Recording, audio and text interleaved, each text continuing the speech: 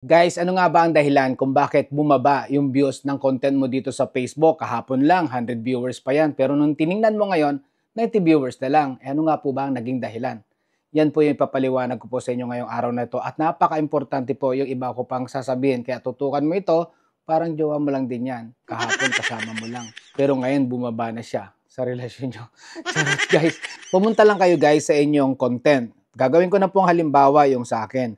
Ito po, i-click lang po natin yung insight at ito po yung makikita natin, overview.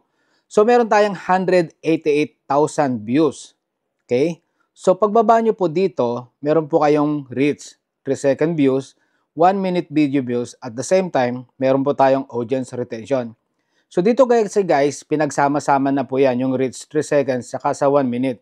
Kaya po umabot po siya ng 188,000 views. Pero, napaka-importante po, dito po sa average watch time, yan po lalaki yung earnings natin kung yan po ay malaki po yung average watch time ng iyong content. Bakit po ba? Kung yan po ay pinanood man lang ng ating mga viewers na at least 1 minute or at least pinanood nila yung buong video nyo. So dito po natin makita yan sa audience retention.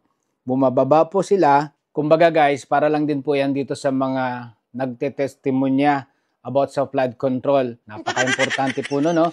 Pag gumagawa po tayo ng content, kailangan yung intro nyo sa loob ng 3 segundo talagang makukuha mo yung parang tiwala nila. Ganun po yung nangyari sa flood control na parang napaka-galing, sobrang boom yung mga siniwalat na mga kakotsaba dito sa flood control. Pero pag pinanood mo na ng 1 minute, kung inimbestigahan na, yung iba pala, kasinungalingan lang.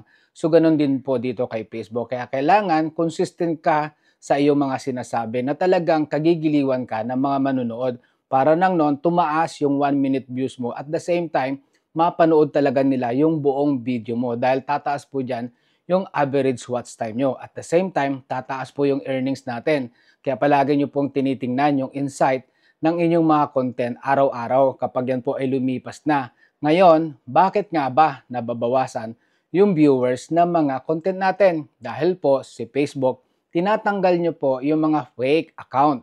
At the same time, yung pong mga account na nanonood po sa ating mga, sila po ay nag-deactivate na ng kanilang mga account, binabawas din po yun ni Facebook. Or sometimes, mga glitch lamang po yan.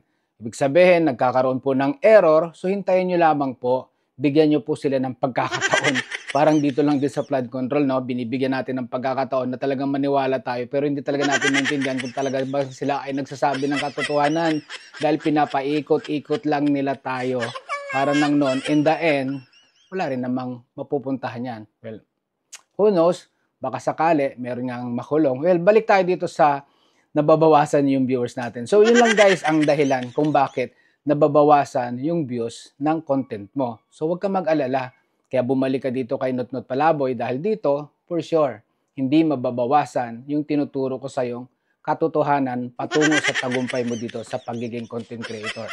Shout out po sa ating mga followers at especially po sa ating mga subscriber na patuloy na sumusuporta. Thank you so much po. Bye!